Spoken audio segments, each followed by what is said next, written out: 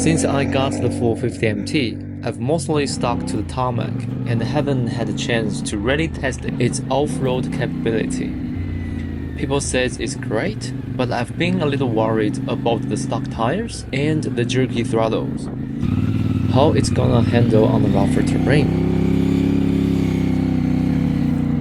Well, today I'm taking my adventure up a notch, heading into the heart of Blue Mountain, test the back's limit and mine, under the blazing Aussie sun in a 40-degree heat.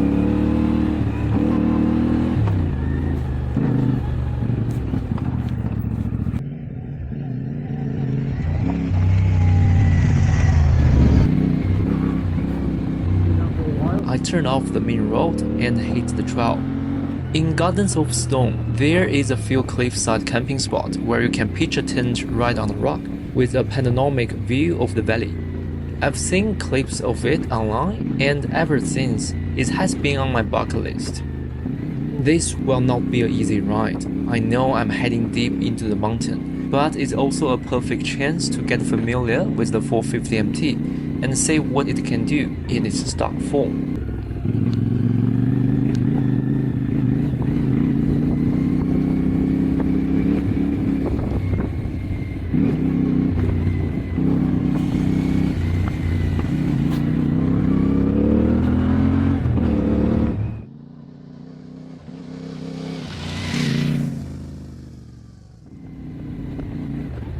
I quickly realized my suspension was way too soft for this riding. I reduced the preload and compression earlier because the stock setup felt too harsh on road. But now, hitting the rock step and deep ruts, the front suspension was bottoming out. Thankfully, I was riding slow, so it wasn't a big deal, but I'll need to adjust the preload for future trip, especially with camping gear loaded up.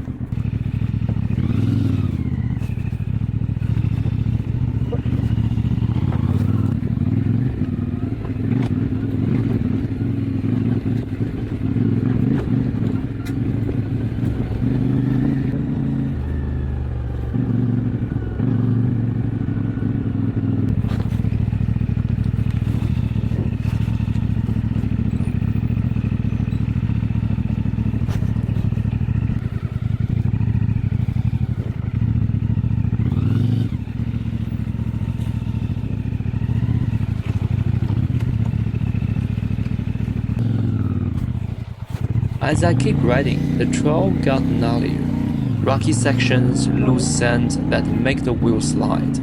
Then it got narrower, which scattered rocks and branches that I have to choose my line carefully and navigate through. The front wheel in the stock tires wobbles a lot in the sand. I also come across some muddy patch, which is actually not too bad. With the back's low seat, I could go slow and pedal my feet through them. Surprisingly, the rear tire held traction well and didn't slip much.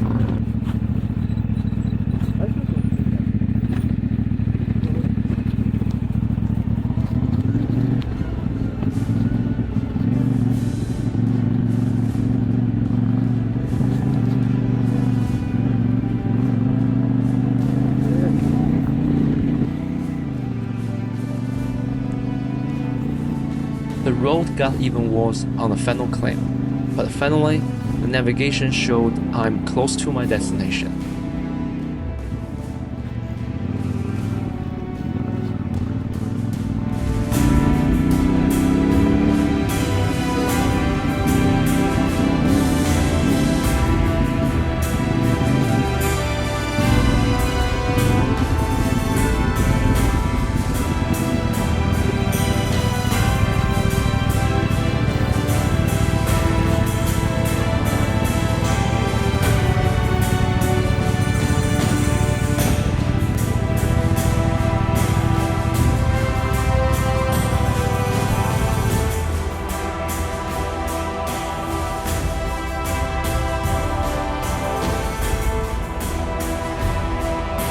The spot has a stunning view of the valley, and I can see the dirt road which leads to the Glen Davis.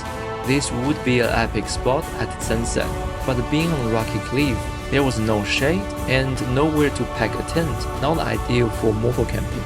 Now I just have to hike back to the bike and retrace the trail.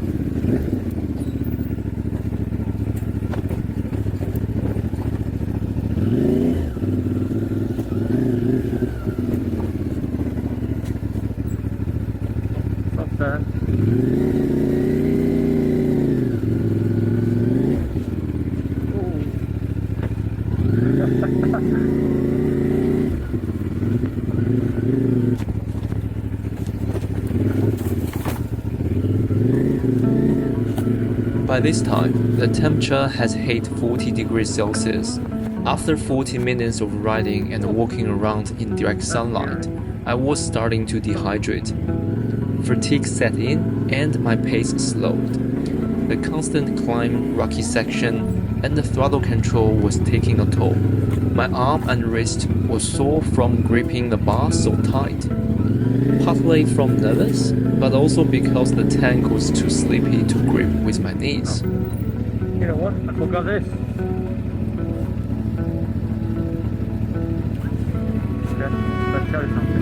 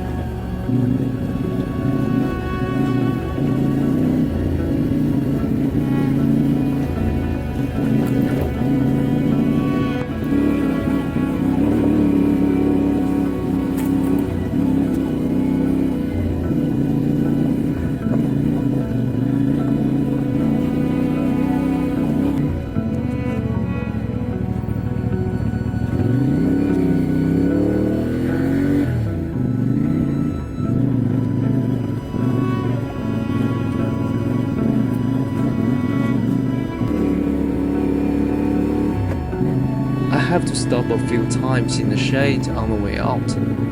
But on the way back, I've spotted another lookout along the trail. Honestly, just as good a view, and you don't have to ride all the way in. This would be a better camping spot, with a bike and a tent closer to the edge of the cliff.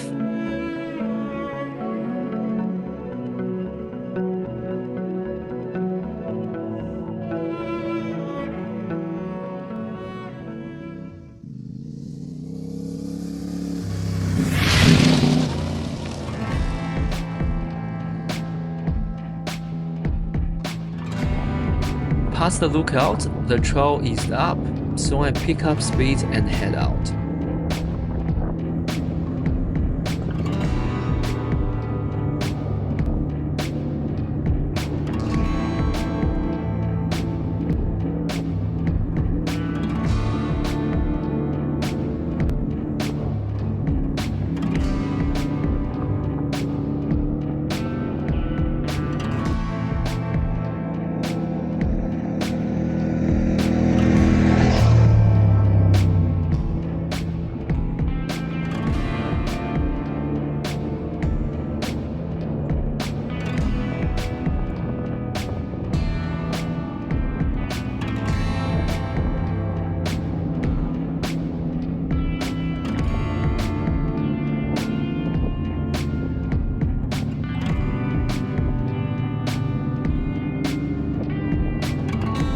half hour later, I was back on the Silk Road, cruising toward Lithgow before taking a scenic balance of road back to Sydney. I have to beat the sunset. Today I'd say I pushed myself to my limit, but the bike, well, it can handle way more than I can throw at it. Still, I've got a few mods in mind that suit myself, but more of that in the next video. Thank you for watching, and I'll see you on the next one.